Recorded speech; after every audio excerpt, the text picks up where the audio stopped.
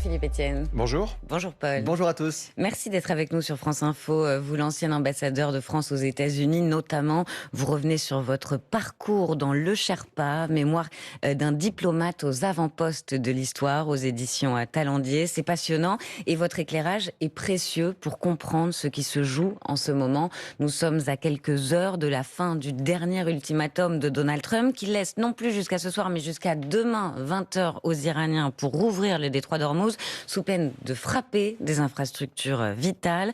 Donald Trump qui a posté ce message hier sur son réseau Truth Social: ouvrez le putain de détroit, espèce de taré, où vous vivrez un enfer. Vous allez voir, gloire à Allah. Philippe Etienne, je vous vois sourire. On est très loin du langage diplomatique là. Qu'est-ce que ça signifie? Qu'est-ce qui va se passer demain soir? Alors oui, je vous confirme qu'on est très loin du langage diplomatique, mais je pense surtout que ça veut dire, dans l'esprit du président américain, mettre autant de pression qu'il peut en mettre, parce que le résultat qu'il préférerait sans doute, vu les conséquences, y compris pour lui, sur la scène politique intérieure américaine, on peut y revenir si vous voulez, de ce conflit. Il ne faut pas oublier qu'il y a quelques élections en novembre, Mi-mandat, que le prix à la pompe, même aux États-Unis, grimpe.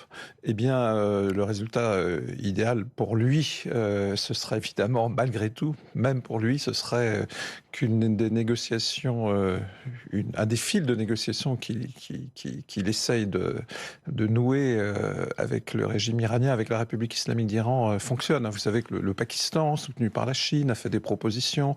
Oman, qui est aussi au bord du détroit d'Ormuz, essaye aussi de reprendre contact avec le régime iranien. Mais ça veut dire qu'il y a de la fébrilité, parce que ces mots de Donald Trump, d'accord, il est souvent grossier, mais là c'est presque la caricature de lui-même, il va quand même rarement aussi loin. Qu'est-ce que ça dit? Fébrilité, stress il va encore plus loin dans son langage. Ça veut dire que son style est de plus en plus désinhibé d'abord. Vous racontez qu'il ne faut pas trop surréagir. Vous expliquez ça au président Macron, il faut prendre du recul. Oui, bon, c'est vrai, il a toujours été, même sous son premier mandat, mais là, déjà sous le deuxième mandat, au début, c'était encore plus net, et ça va en augmentant. Il est de plus en plus désinhibé? Oui, clairement, enfin, en tout cas, dans son expression. Mais derrière, j'essaye de décrypter, effectivement, il faut essayer... c'est ce que je raconte dans mon livre, il faut chaque fois essayer de voir ce qu'il y a derrière. Je pense qu'en gros, il y a trois solutions pour lui. Continuer la guerre, marquer une escalade. Donc il annonce une escalade, mais il pourrait même y avoir une autre escalade en lançant une action au sol. Mais ça, ce sont les rumeurs qui circulent de plus en plus. Alors, celle d'une intervention terrestre, c'est possible? Récemment, il y a eu ce sauvetage du pilote, du soldat, de l'aviateur américain qui a été un succès. Donc peut-être ça montre que certaines opérations terrestres sont possibles. Mais je ne suis pas sûr que ce soit l'option qu'il préfère, parce qu'il a promis au peuple américain de ne pas s'engager dans de nouveaux conflits. Et là, il a commencé une guerre. Si elle devient terrestre, combien de temps ça peut durer ? La deuxième solution, c'est effectivement de trouver une solution politique, mais à ces conditions. Et c'est là que le régime iranien, en fait, est très affaibli, mais a quand même trouvé ce levier exceptionnellement puissant qui est la fermeture des détroits d'Ormuz. Et la troisième solution, ce serait qu'ils disent à un moment, après avoir bombardé au maximum, donc sans engagement terrestre, disent moi j'ai fait ce que je voulais faire, j'ai affaibli le régime et j'arrête les opérations militaires. Moi je ne sais pas, d'ailleurs je ne sais pas si lui-même sait ce qu'il décidera à un moment. En tout cas là il menace de détruire des ponts, des centrales électriques, c'est-à-dire des infrastructures civiles. Et là ce matin les Iraniens parlent de crime de guerre. Ce serait un crime de guerre pour vous de bombarder des ponts, des centrales de la part des Américains? Ce qu'il faut savoir, c'est qu'il y a un droit international de la guerre, et que effectivement, ce droit international n'interdit les opérations militaires contre les civils, et que actuellement, ce qui se passe déjà dans cette guerre va dans ce sens. Les opérations militaires détruisent actuellement des installations civiles. Donc bombarder des ponts, des installations électriques, ça va toucher directement la population. Malheureusement, c'est ce qui se passe aussi pratiquement tous les jours, toutes les nuits en Ukraine déjà, avec les bombardements russes. Aujourd'hui, les Iraniens eux-mêmes bombardent des installations dans les pays du Golfe.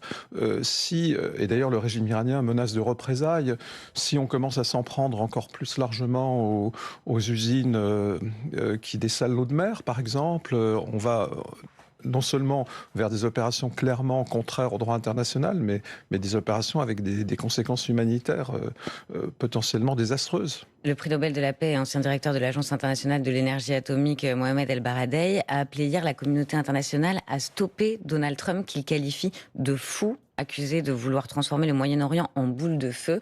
Est-ce que Donald Trump, que vous avez fréquenté, vous avez été ambassadeur à Washington pendant son premier mandat, est-ce qu'il est fou ? Moi, je pense que la différence par rapport au premier mandat, c'est ce que je dis souvent, c'est qu'il n'est plus entouré de gens qui peuvent lui dire et qui osent lui dire qu'il y a des moments où ils ne sont pas d'accord. Vous voyez, ça existait sous son premier mandat. Il avait des gens de l'establishment traditionnel, comme son premier ministre de la Défense, le général Mattis, qui a démissionné à un moment. Et on connaît sa lettre de démission. C'était sur le fait qu'il ne respectait pas ses alliés. Donc là, dans ce deuxième mandat, le président Trump, précisément parce qu'il avait l'expérience de son premier mandat, a pu et a voulu s'entourer de fidèles, voire de gens qui sont presque parfois qui l'encouragent. Mais il bascule dans une forme de folie pour vous. On a parlé du vocabulaire de son dernier message sur les réseaux.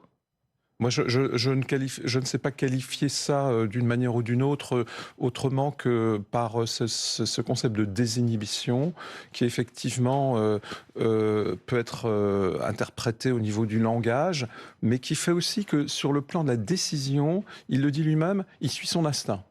Voilà. Donc, à un moment, il sent les choses comme il les sent et il en tire des conclusions sur sa décision. Et il a été encouragé aussi, je crois, par le succès. Il est lui-même très impressionné, il le dit d'ailleurs, par ses prouesses, ses succès. Et justement, vous parliez de l'aviateur américain secouru, c'est l'un des événements de ce week-end. Donc, ce militaire américain dont l'avion avait été abattu au-dessus de l'Iran et qui était recherché depuis vendredi, a été secouru. Il est gravement blessé. Benjamin Netanyahou, le Premier ministre israélien, a félicité Donald Trump. On écoute. Cette opération de sauvetage réaffirme un principe sacré. Personne n'est laissé pour compte. Il s'agit là d'une valeur commune qui s'est manifestée à maintes reprises au cours de l'histoire de nos deux pays. Donald, mon cher ami, une fois de plus, votre leadership a permis aux États-Unis de remporter une grande victoire. Dans les félicitations de Benjamin Netanyahou, il était attendu au tournant, Donald Trump, sur ce sujet. Est-ce qu'il en sort renforcé ?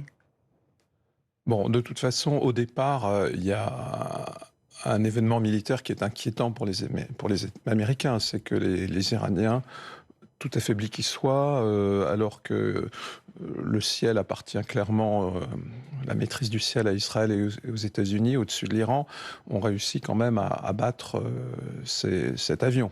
Contrairement à ce que dit Donald Trump. Donc, le fait générateur n'est pas très, très positif.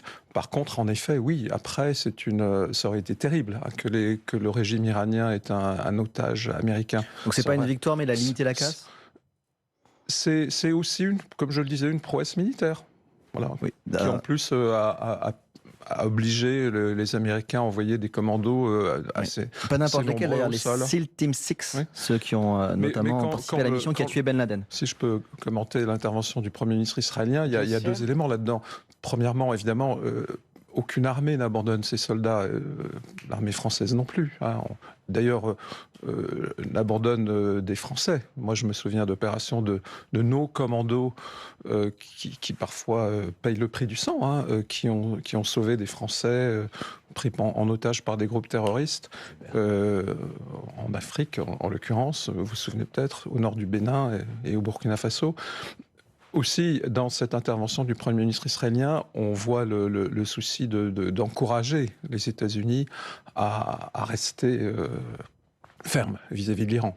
Parce que dans les options que je décrivais tout à l'heure, évidemment, celle où les États-Unis arrêteraient la guerre cela contraindrait Israël à l'arrêter aussi, sans doute en Iran. Peut-être pas au Liban, mais en tout cas en Iran.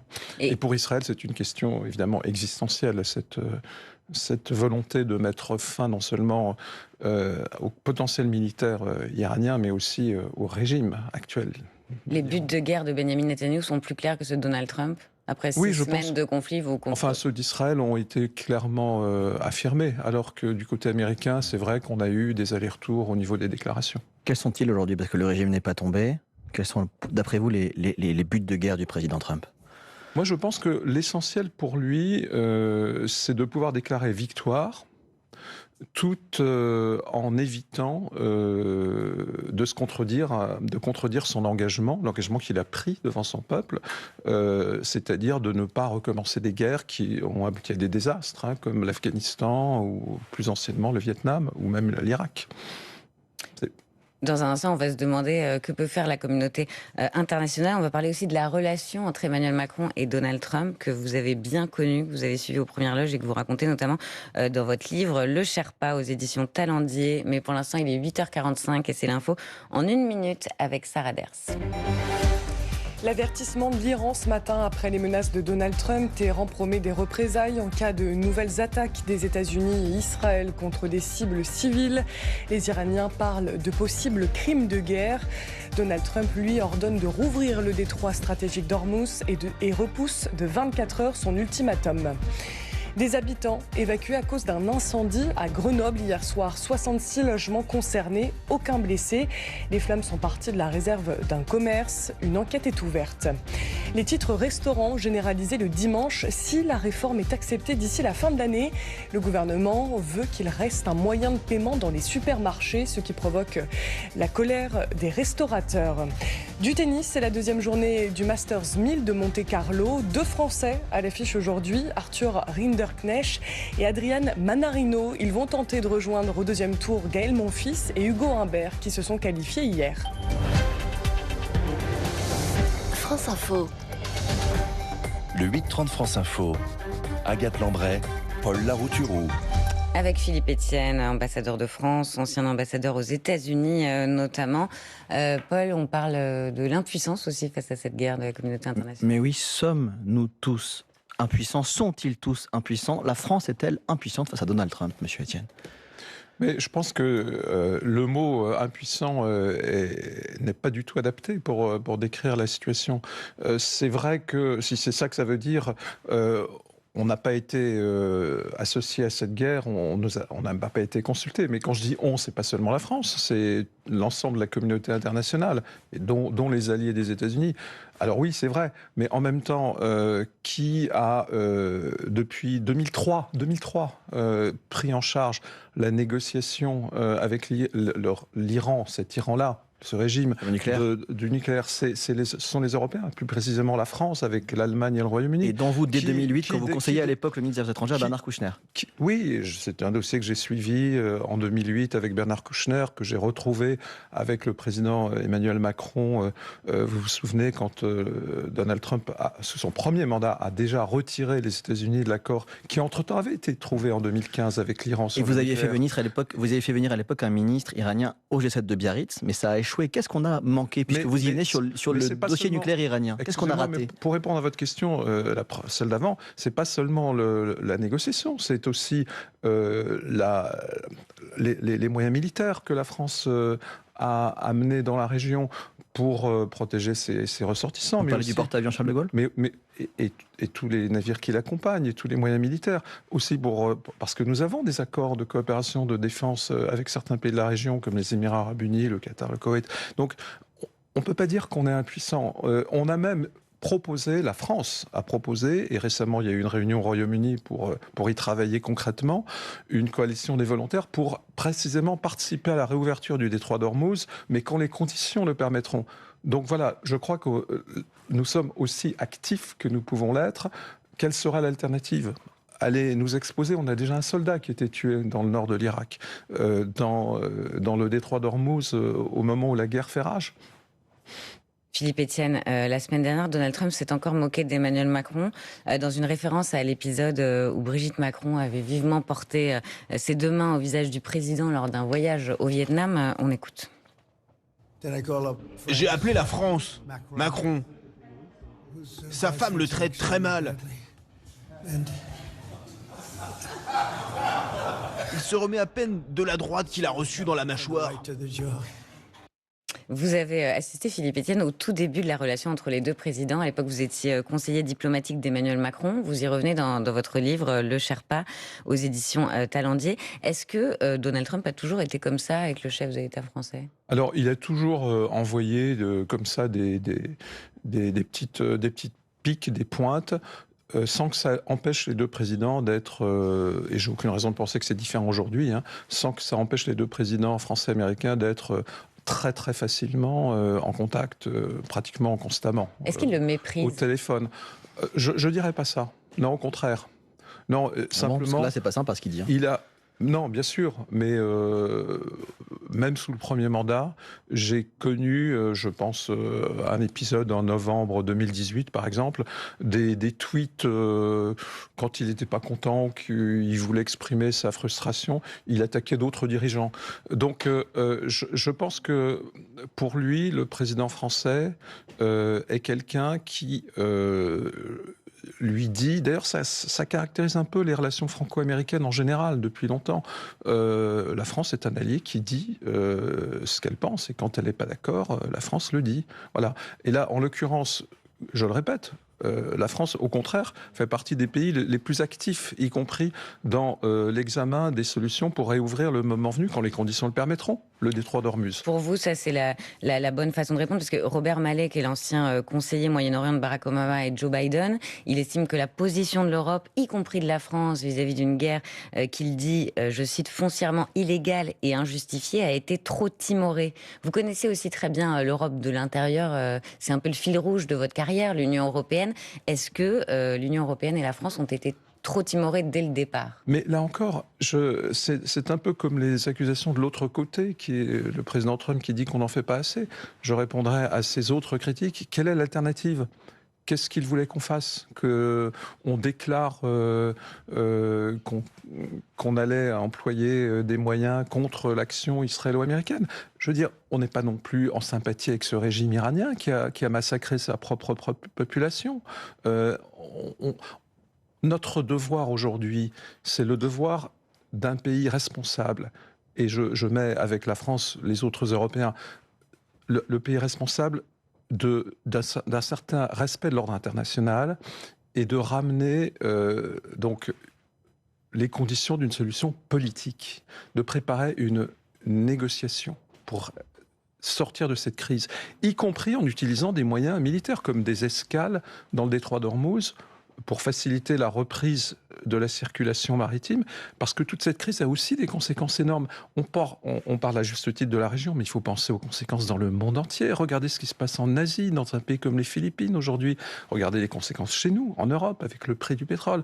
Donc voilà, je crois que c'est ça la responsabilité aujourd'hui d'un pays comme la France, avec d'autres Européens, avec l'Europe, c'est de donner le sens de ce qu'il faudrait faire pour sortir de cette crise le plus vite possible. Vous avez été ambassadeur de France à Washington. Est-ce que vous pensez que l'opinion américaine suit encore son président ce matin ? Alors, les sondages, je crois que c'est une question très importante et ça guide le président Trump. Le président Trump, il est guidé par l'état de l'opinion, aussi l'état des marchés d'ailleurs, l'état des marchés financiers, pas seulement la bourse, mais aussi les bons du Trésor américain, c'est-à-dire les conditions auxquelles les États-Unis peuvent emprunter de l'argent. Donc, actuellement, les sondages ne sont pas bons. Le sens des sondages donne que les républicains risquent de perdre, et même nettement, les élections de mi-mandat.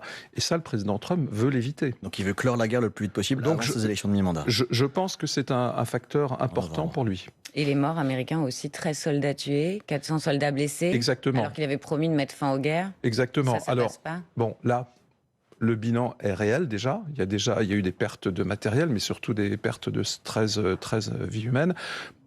Ce qui serait très mauvais pour lui, c'est que la guerre coûte encore plus de vies humaines plus on se rapproche en plus de ces élections très importantes pour lui, ça aurait un effet extrêmement dangereux pour lui. Philippe Etienne, on le disait, vous publiez Le Sherpa, mémoire d'un diplomate aux avant-postes de l'histoire, aux éditions Talendier. Expliquez-nous d'abord, qu'est-ce que ça signifie Sherpa? C'était aussi un nom donné au guide de haute montagne, c'est ça? Voilà, alors exactement. Sherpa, c'est lié au sommet. L'Himalaya, là où il y a les Sherpas, les vrais Sherpas, comportent des sommets. Et la vie internationale comporte des sommets. Et donc, de même que les Sherpas aident les alpinistes à grimper au sommet, de même, dans les sommets internationaux, les dirigeants ont besoin de collaborateurs qui les aident à préparer les sommets. Les sommets, voilà. Même des fois... En l'occurrence, les sommets G7, ce qu'on appelle le G7, qui a été créé notamment par la France dans les années 1970 avec le président Giscard d'Estaing, plus tard le G20. Moi, j'étais Sherpa G7, G20 du président Macron. Dans le G20 de Buenos Aires, qui est resté dans les mémoires, parce que le 1er décembre 2018, vous êtes dans l'avion avec le président Macron quand vous arrive l'alerte sur les gilets jaunes et notamment le saccage de l'Arc de Triomphe. Ça a commencé, on sait, avec le prix de l'essence. Le prix du gazole n'a jamais historiquement été aussi haut. Est-ce que vous sentez monter aujourd'hui un risque de mouvement comparable aux gilets jaunes en France ? Pour moi, le sommet de Buenos Aires, qui était un sommet du G20, c'est aussi le sommet où on a sauvé l'accord de Paris sur le climat, d'ailleurs, où on a réussi à isoler les États-Unis à l'époque. Qui voulaient le déchirer. Et faire en sorte que les 19 autres pays, y compris des pays pétroliers, disent que l'accord de Paris sur le climat est un accord irréversible. Mais c'est vrai qu'au retour, c'était le moment de la crise des Gilets jaunes. Et moi, avec mon expérience des États-Unis aussi, mais aussi de l'Europe, la France, l'Allemagne, le Royaume-Uni, beaucoup de démocraties en Europe. J'ai toujours noté avec inquiétude, notamment par l'effet des réseaux sociaux, des nouvelles technologies de l'information, j'ai noté avec inquiétude la montée de la polarisation. C'est aussi une leçon que j'ai tirée de l'observation de l'évolution de la société américaine. Mais oui, je crois qu'on en est encore là dans toutes nos démocraties. Et c'est un vrai sujet. Et ces clivages dans nos démocraties, on voit que certains à l'extérieur en usent. La manipulation de l'information, ce n'est pas non plus un mythe. Hein. Donc il y a à la fois effectivement des clivages à l'intérieur, et puis des gens qui essayent d'aviver, de jeter du sel sur ces divisions à l'extérieur. Depuis l'extérieur. Philippe Etienne, comme toujours, c'est le moment de la question qui à retrouver sur les réseaux sociaux de France Info. Aujourd'hui, la question qui reste diplomate. Un diplomate, ça ne se fâche pas, ça prend des notes, disait Sacha Guitry. 1, vous n'avez jamais eu envie de vous énerver. Et 2, quand on voit la façon fort peu diplomatique dont parle Donald Trump, est-ce qu'il ne faut pas s'énerver parfois ? Alors oui, j'aurais un petit désaccord avec Sacha Guitry, si je peux me le permettre. C'est que parfois, justement, il faut au moins avoir l'air de s'énerver. C'est-à-dire qu'il faut toujours rester maître de soi dans une négociation, parce que sinon c'est dangereux, évidemment. Mais par contre, il faut montrer aussi, il faut savoir communiquer le niveau de son désaccord, parfois. Et vous l'avez fait déjà ? Mais vous avez bien haussé sûr. le ton ? Évidemment. Un exemple ? Dans des négociations, y compris, vous savez, j'ai beaucoup travaillé au sein de l'Union européenne. J'ai passé la moitié de ma carrière, dont 13 ans à Bruxelles, sur les questions européines. Et il m'est arrivé dans des discussions avec mes collègues européens sur des sujets très concrets. Je pense à une négociation qui visait les relations de l'Europe avec les pays du Sahel, par exemple, où la France était très engagée contre le terrorisme, où j'ai dû vraiment marquer très fortement que une certaine décision serait impossible à accepter pour la France. Et dans des moments comme ça, il faut savoir effectivement donner l'impression qu'on n'est vraiment pas d'accord. Merci beaucoup Philippe Etienne. Une petite nuance avec Sacha Guitry. Donc, je rappelle que vous publiez Le Sherpa, mémoire d'un diplomate aux avant-postes de l'histoire, aux éditions Talendier. Merci Paul. Agathe, à demain. Vous restez avec nous tout de suite, les informés.